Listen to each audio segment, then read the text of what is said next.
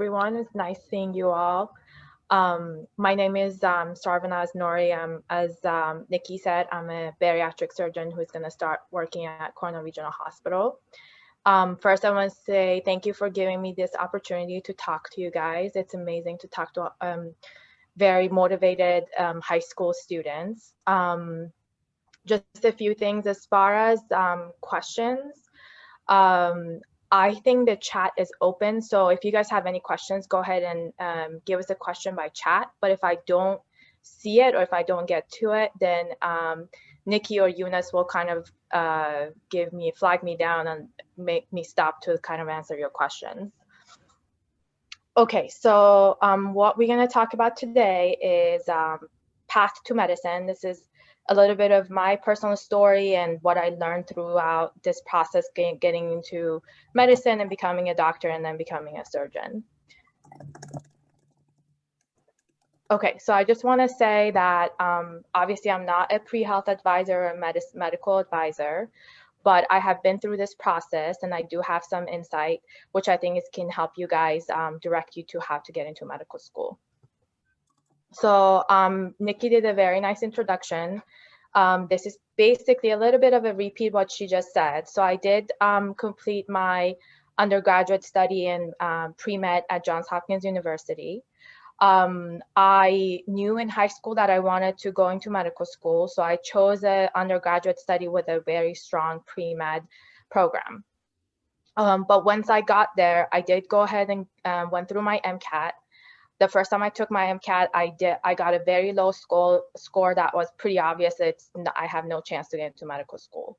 So at that time, I kind of had to reassess my plan for my future, and I finished my undergraduate. I did apply for a master's program at the School of Public Health at Hopkins, and I kind of took that year to bolster my application. I retook the MCAT. I did fine. I applied to medical school and I ended up at Drexel Medical College.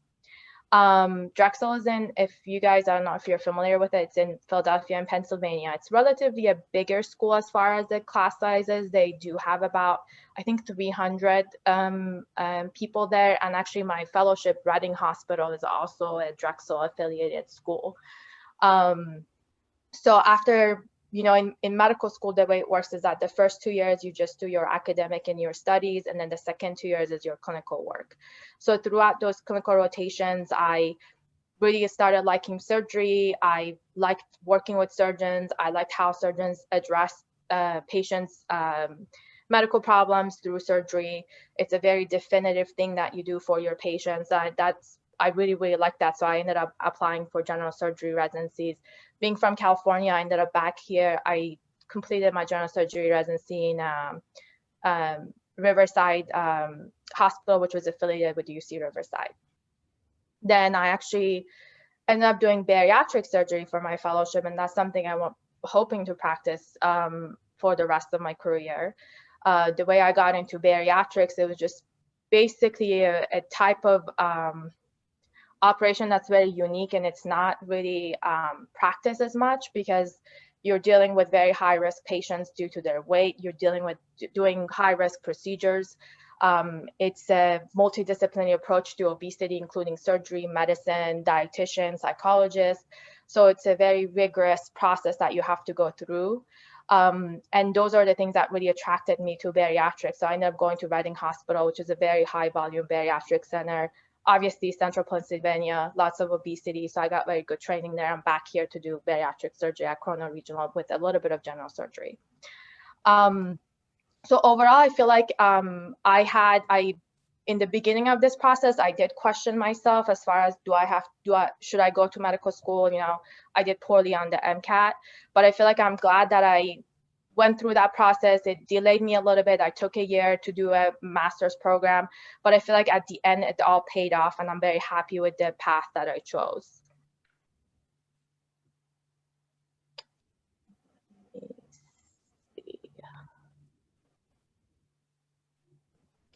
Okay, so the process of getting into medical school, I want to just start off by saying that this is a very competitive process.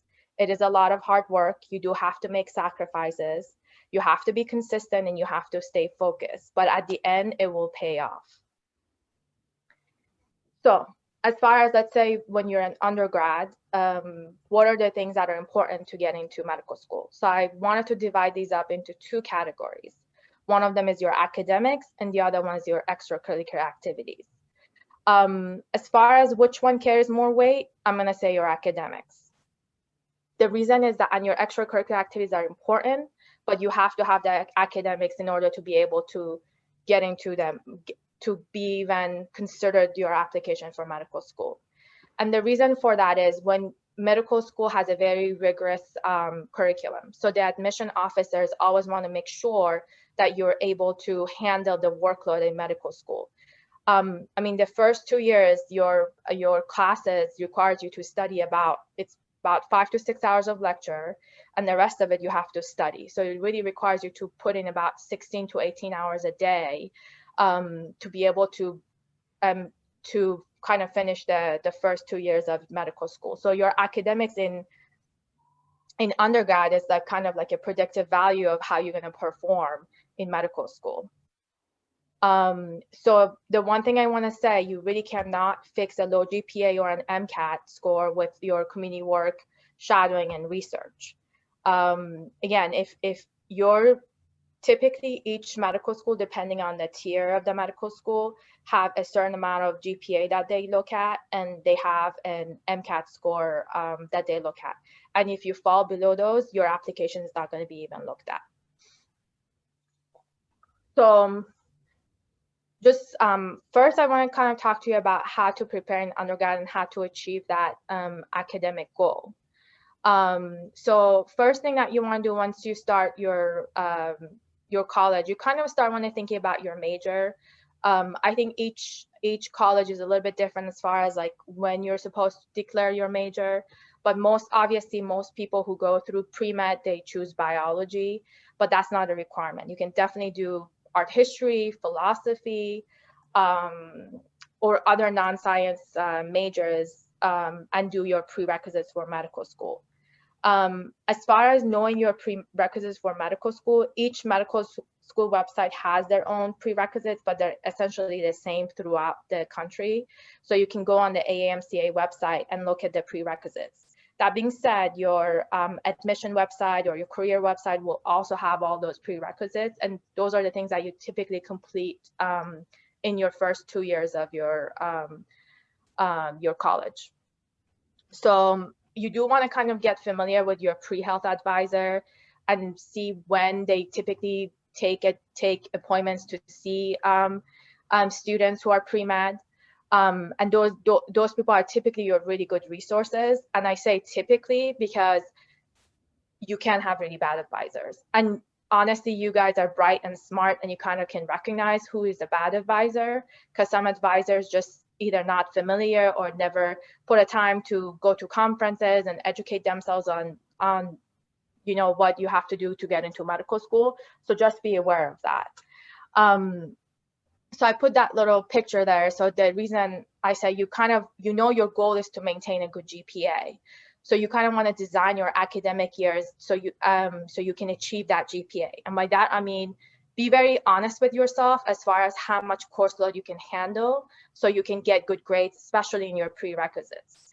So you're going to have that 2-3 people that they're going to be like, oh my God, I took all my advanced courses in my first and second semester of freshman year. I got all A's, blah, blah, blah. Yes, those people walking around, and it's great that they're so talented and they're so smart, but about 60 to 70% of people are not like that. So when you start your first semester of freshman year, try to start slow, take one challenging class and see how you do. Then be very honest with yourself and be like, I want to be in that dance club, and I want to take these courses, and I want to get good grades. So then your second semester, design it based on that. And again, I mean, if there's one course that you do poorly on, you can always explain. But if one course become 5 courses, then it's harder to explain on your application why you had such a bad academic scores or your GPA was so low. The other component to your academics besides your GPA is your MCAT. Unfortunately, MCAT, I would say it sucks, but it's something that you have to go through. So I tried to find like a funny meme on MCAT But honestly, as the meme says, I send my condolences, you're in my prayers. Like, I really can't say anything positive about it, but I can tell you, if you prepare for it, you take the prep courses, you do well on your basic science classes, you can definitely do well on the MCAT. But again, it's a lot of preparation and a lot of practice, and you got to practice for this test. So one thing is that once I took the Kaplan course, which I think it's a pretty, at the time it was a decent course. I'm sure, like, I don't know, after so many years, there are probably other courses now, but you would know which one is a better quality course. But the one thing I would say, if it's like 3 weeks or 4 weeks before your MCAT, try to take like sample tests. So you really want to sit down, be able to sit down for how many hours that test is. If it's on a computer, just practice on the computer. Like, practices are key at the end of your prep, because then you kind of get to the routine of how to take that test. And again, I retook my MCAT, so it's not the end of the world if you do poorly on it the first time around. But again, you don't want to go through all that stress and all that expenses and all the time that you put in. So just try to just prepare once, take it once, and get it over with. And as far as timing for this, typically you want to take it early in your junior year. So a lot of people spend the summer before their junior year to take the exam, to prep for the exam, which is a good timing. But again, that's basically about 2.5 years after you start your undergrad. So you think you have time, but it's not much time in the grand scheme of things. I did want to include this website, this slide here, to just kind of go over this, to let you guys know of this resource. I think it's good when always have like a 5-year plan and like a 10-year plan in your life. So this is kind of like a 4-year plan, but just kind of know how you're going to plan the next 4 years of your life. The AAMCA website is basically the portal that you're going to go submit your application and apply to different medical schools through it. I don't know if this is the same way for undergrad application process, or you have to do it individually, but this is just all in one place. So you just literally click, oh, I want to go to this like medical school, UCLA or whatever. But all the application is the same. So all the medical schools, they basically say they see the same application. So the AMCA website does have it's a generalized outline of what you kind of want to do in each year of your undergrad. So they start off by like 4 or more years before your plan to attend medical school, which is basically your freshman year. And they go through each year. They do also have like a applicant guide. This is something probably you're not really going to use in detail until you start applying to medical school. But if you skim through it, it gives you just an overview of like, oh, this is what I'm planning, what I'm supposedly being doing like 3 years from now, even though you won't remember it. But I think gives you a nice guideline in the back of your mind. So then when you see it, you're like, oh, I've done all these things. So we did talk about academics a little bit. And I did overemphasize on the academics and your scores. But again, obviously your extracurricular activities is important. If you have 2 fabulous students with amazing grades, what's going to differentiate them is probably their extracurricular activities. So the one thing, the extracurricular activities, obviously there's a lot of campus activities. I think all you guys, as much as you can, try to participate in like sports club, cultural clubs, arts club, dance club, music. And the nice thing, if you are able to participate, become a member kind of early on, then once you're like a 3rd year or 4th year, you can take leadership positions, which is obviously going to augment your application. But again, try to make that balance. I mean, college is fun. I think the big part of college is the social part of it, you know, making friends, making nice relationships. So definitely take advantage of that. Just don't make it all about study. But one thing I do want to mention is that admission officers like to see that you have worked and had exposure to medical settings. And you can accomplish that by shadowing at a doctor's office, volunteering at a hospital or local clinic. My undergraduate did have a list of, I think they were just all volunteer clinics that you can go once a week and participate in. They would even let students to put in IVs or do vitals and stuff. I feel like putting IVs is probably going to be harder to find nowadays, but at least just go somewhere that you can interact with physicians and patients, and you're in a hospital setting, because you don't want the medical officers don't want to see someone. They kind of aware that they basically don't want to be that medical student that's like afraid of blood or feels uncomfortable in the hospital, or hear sensitive of different smell and they pass out. Like, you don't want that type of a person. And the way you can differentiate that from other students is having some exposure to a medical setting. As far as research, I think if you're able to work in a research lab is fine. It is a little bit tricky to do research, because in order to have a fruitful research project, you really have to put in a lot of time. And a lot of medical students go do research, and I think that's a good extracurricular activity, but don't forget that you really need to prove to them that you did something as an undergrad that was in the hospital. For instance, I had a volunteer job around the Hopkins hospital that forgot what my title was, but I basically was going and asking I was a volunteer for a patient relation department of the hospital. So I would just ask the patients if they had any complaints about their care in the hospital. And that was like my proof that I did something inside the hospital. In addition, I did do some research, but honestly, it didn't really amount to anything for me. So I put this slide in here because I kind of went through how to kind of plan your undergraduate as far as your academics and extracurriculars. So to achieve that success in getting into medical school. So I always want to, and this is something that I always remind myself too, even when I walk into the operating room, I always try to go as prepared as I can for the operation. So I know that my operation is going to be successful.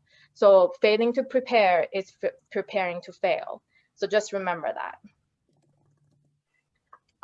So on this section of the talk, I kind of want to talk about a sample timeline of what to break down what you're going to do in your 4 years of college. The biggest thing is have fun. College is a lot of fun. You're going to meet a lot of cool people. You're going to make a lot of long-lasting friendships.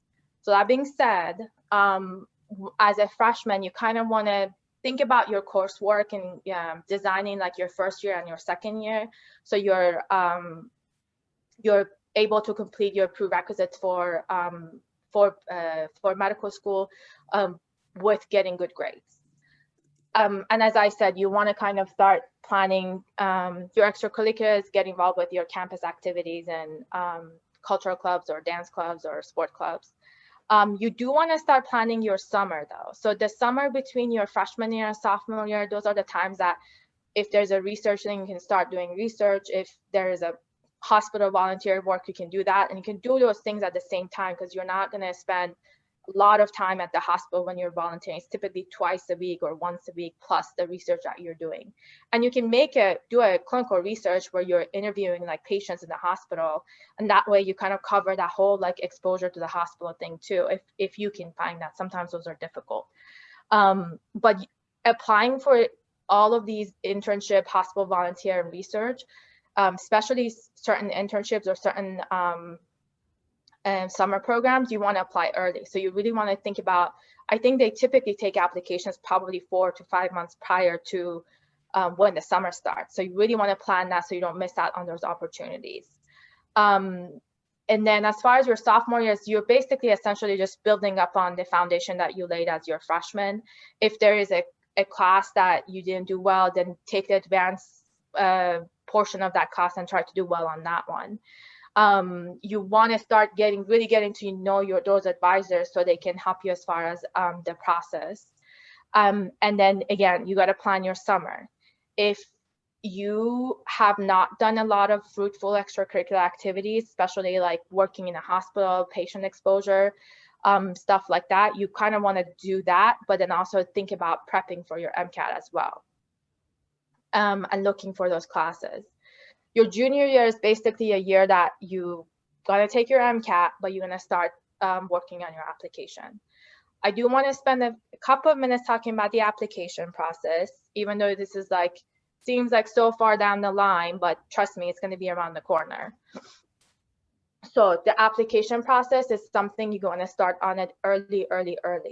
You really want to be within the first hours that the application window opens, which is typically June. You really want to submit your application, because schools, there's a primary application, the first one that you take, and then there's a secondary, and the secondary process starts in August, September.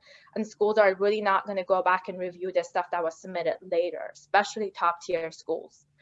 So this is just a brief outline. I'm just going to briefly go over it, because as I said, this is like a couple of years down the line.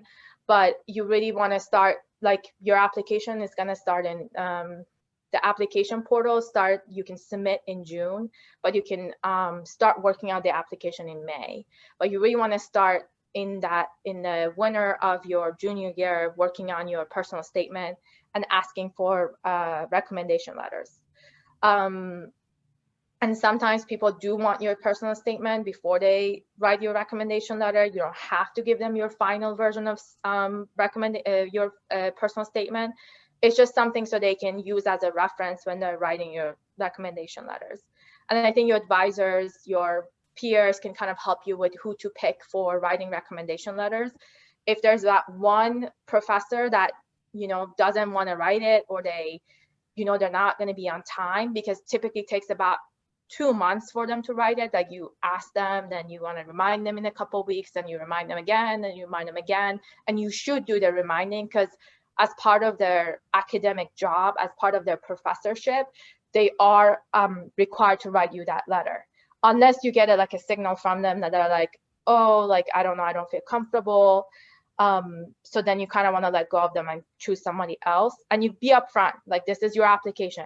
When you're choosing that person to write your recommendation letter, just be frank with them and ask them, do you feel comfortable writing this letter for me? This is very important to me. This is, has a big effect on me for my future career. But start the recommendation letter pretty early, because people tend to have a tendency to take a lot of time writing these things.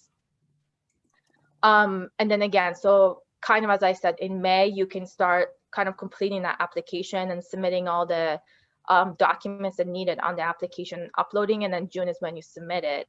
And then in September and in the March is, it's I think July, August, and you start your secondary. So it's pretty fast, and then you're going to be spending pretty much your senior year having fun and going on interviews. The one thing I'm going to add to this is that people do have a gap year. So I had a gap year. I ended up doing a master's program. Some people do choose that gap year to, you can take that time off. You don't have to do something. It doesn't have to be a huge thing that you're doing. I mean, some people kind of continue on the lab that they were working or the clinical research that they were working, and then they use that time to go on interviews for medical schools. Some people just go study abroad, and that's perfectly fine. And some people, it's literally just a year off for them to just, as I said, to travel and then go off and do their interviews as well. And that's perfectly fine, having a gap year. And then again, some people, let's say, there are people who change their mind and they start undergraduate not wanting to go to medical school. So, and they don't even do their medical school prerequisites during that time. But if they change their mind that they want to go to medical school, then there are those post-bac programs that you can take a year where it's an intense science program, and for instance, Drexel had one as a post-bac program where you take medical school classes and you prove to them that you can do well on those medical school courses, and then also take your MCAT during that year. And typically they took about, I think, 5, maybe even 10 people who did really well in that post-bac program into the medical school as a medical student. So I wanted to finish the presentation by saying that obviously getting to medical school, as I said, it's a lot of hard work, and you do want to be prepared for it. You do want to have that timeline for yourself. You do want to kind of design your years with the intention that you're going to do well and get into medical school. but ultimately, all of this is going to pay off. You definitely going to be successful if you go through the program with a plan and hard work. So this is my email here. If you guys have any questions that comes up afterwards, you can definitely email me and ask me. Honestly, as far as being able to do like shadowing or volunteering, I haven't really started my job yet, so I don't know. But if you want to inquire in a few months, maybe I'll have better information on that. Okay. Well, that great presentation. I think we have a couple questions in the chat. I could read them off to you.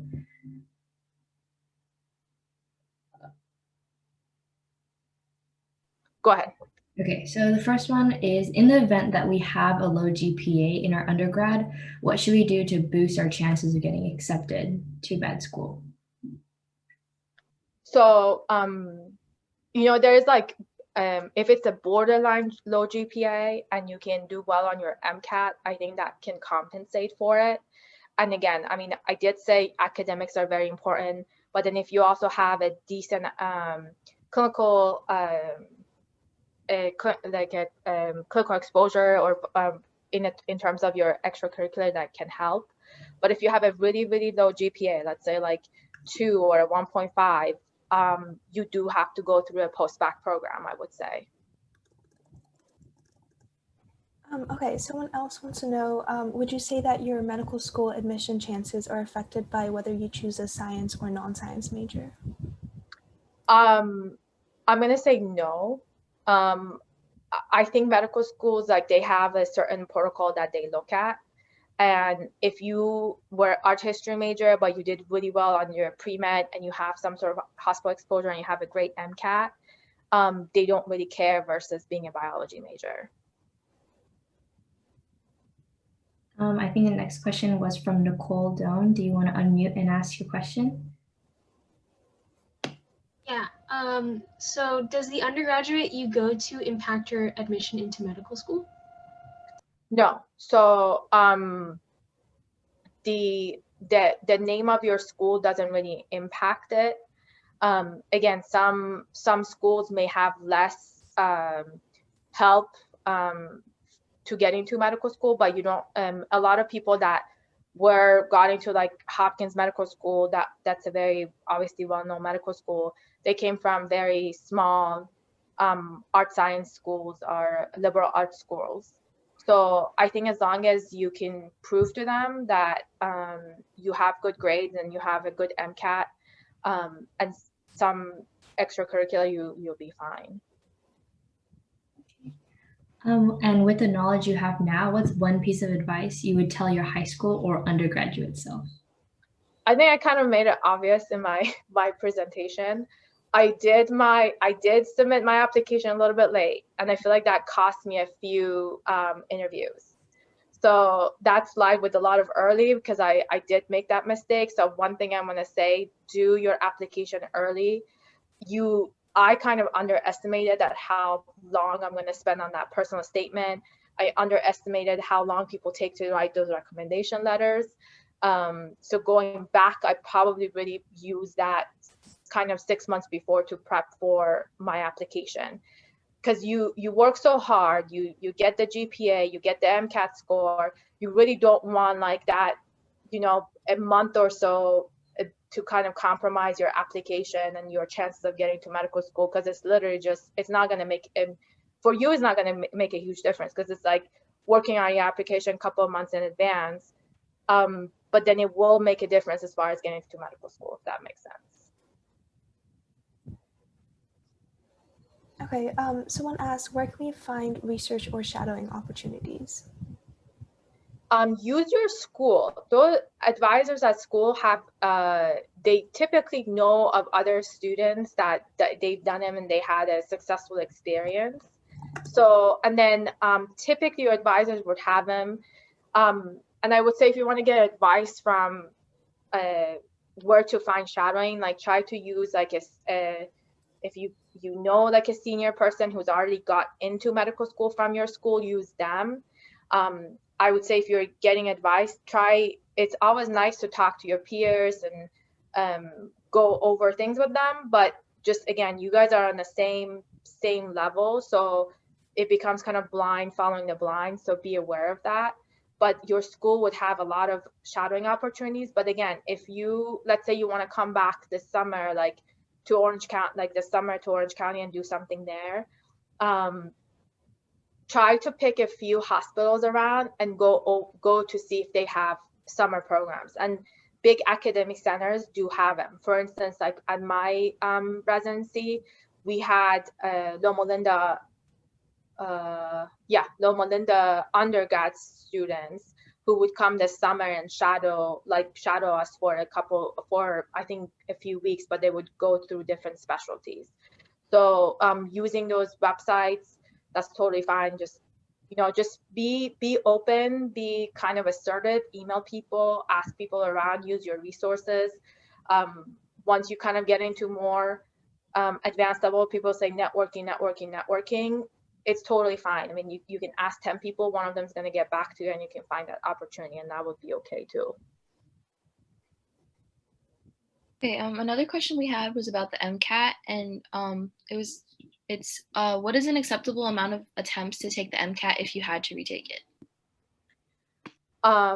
That's a great question. I don't have a specific answer off the top of my head, but I think it's about 3 times. I think like you can only take it like 3 times in a certain amount of time, but just go on the MCAT website and confirm, because I honestly don't remember. Would you say you enjoyed the journey of going through pre-med and med school? I really enjoyed medical school. I didn't love my pre-med experience. I think people can become very competitive. Some people do exhibit certain behaviors that probably is not right. And they try to, that competitiveness might portray itself in sometimes malicious ways, but I definitely enjoyed my journey through medical school and surgery residency. Another person asked, what is the difference between an MD program and a DO program? That's a good question. So my sister is actually a DO. So MD is a medical doctor, DO is a doctor of osteopathic. So as far as when you're in the real world, it doesn't make a difference, because everyone who goes through a DO path can take the same board exam, can become use the same specialties as MDs. So it doesn't really matter right now. If like I have an MD, my sister has a DO, she's a physical medicine rehab doctor.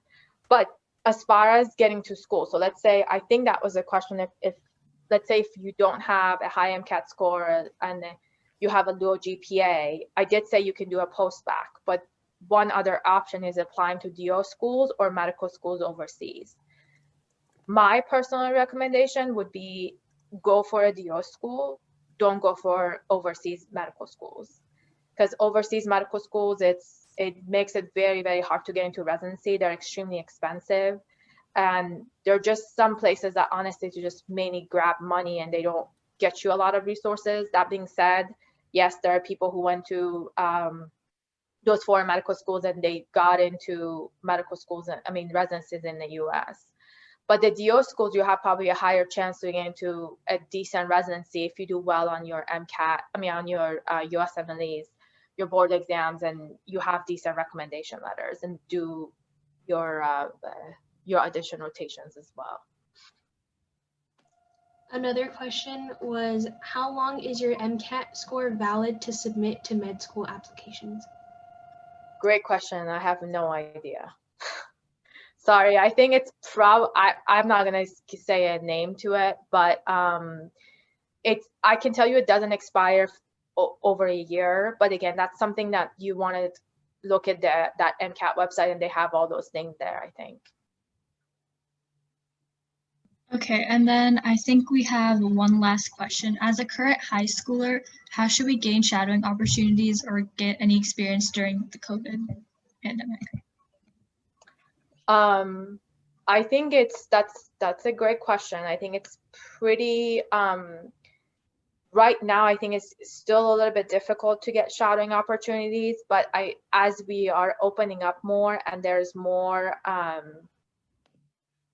PPEs available in the hospitals, it's becoming a little bit easier. But again, I think that's going to be one of those dynamic situations as far as with the COVID as to how people can get you to shadow. I think it's easier to get a shadowing at like a doctor's like private office than inside the hospital, because as far as I know, we still didn't have medical students coming and rotate with us, but I think they're starting to come back. So maybe start off by going through doctor's offices prior, and then kind of get your foot in that way, and then see if you can find a hospital that's starting to take students. We have one more question, actually. Someone asked, would you recommend applying to Johns Hopkins? I'm guessing they mean for undergrad. Yeah, I think it's a great school. I think they have a lot of great resources. You're gonna meet a lot of great people who work and teach at Hopkins. I would say the only downside to Hopkins is that it's in Baltimore. Baltimore is not, it's a pretty rough city. There's a lot of crime in that city, so it's a very different layout than Orange County, but as a school itself, it's a great school. Okay, thank you so much. So that was our last question. So thank you for your time today and answering all of our questions. If you have any closing remarks, go ahead right now. And if not, you're more than welcome to sign off now, and we'll go to announcements with Pri. Okay, so I just want to say thank you everyone for just listening to me. If anything comes up that you have a question about, definitely email me and I'll be more than happy to respond. And thank you for all your questions. I think those are very, very, very good questions. And just good luck with everything. I think you guys are all going to do well.